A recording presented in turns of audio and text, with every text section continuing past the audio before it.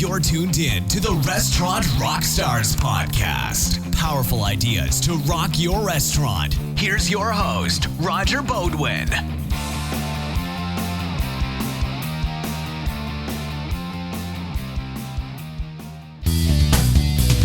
This is Roger, and you're tuned in to the Restaurant Rockstars podcast. My main goal is to share nuggets of wisdom, learnings from the trenches in real-life restaurant situations, and ideas to improve your business. I'm a huge believer in advantages. I talk about this all the time. As an operator, to realize true success, you need every advantage you can get. Today's episode is all about protecting your business and being in the driver's seat when it comes to your restaurant space. I've seen the unexpected happen in my own restaurants, and I've been on both sides of the coin, leasing a space and owning my property. Give it a listen and decide what makes sense for your business to ensure your greatest restaurant success. Hey everyone, it's Roger again. I can't believe this is my 77th episode. I'm so excited that you're on board and that you enjoy the guests that I bring to the show, whether they be industry experts or just when I decide to do a rant or as I call them, a riff. That's what today is all about. I'm going to talk about leasing versus owning. Now, I've had a mantra for a very long time since my first restaurant, and that is get bulletproof or die. Now, like many of you, so many years ago, I leased my space. There were many challenges to this, including, I had a marginal location with low visibility. There was not much else available in my small town when I was starting my first restaurant. It also had a leaky roof, inadequate parking, and a difficult landlord with an escalation clause in my lease. Now, it's no surprise to those that lease that yes, my future rent would rise if I renewed the lease. I made it work for the first 3 years, but I knew I had to get bulletproof. Now, you've all heard that expression. It means that you need to protect yourself and your business from any and all unforeseen events.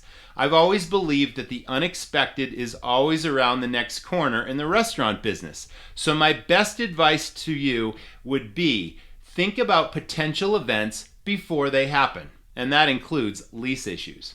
Now, a year before my lease was up, I saw a piece of land for sale in a prime location. It was much more land than I needed, even if I doubled the size of my restaurant, which I ultimately did.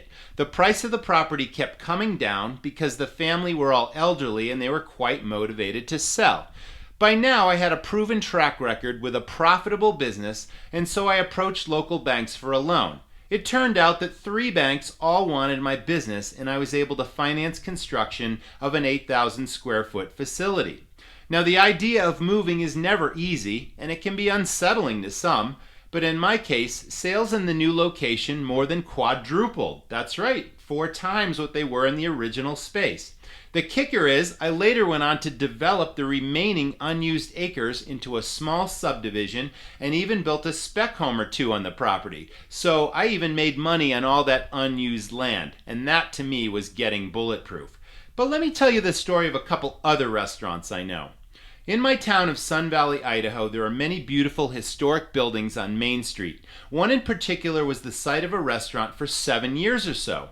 The owners owned the real estate and they established their business, but they needed an expensive renovation when they first started.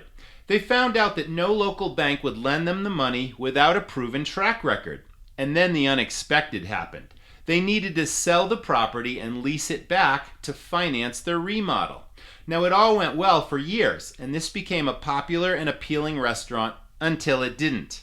Early this spring, the landlord they sold a property to significantly raised their rent, and the numbers just didn't work anymore. They thought they could not make enough money to cover their expenses and still make a decent profit.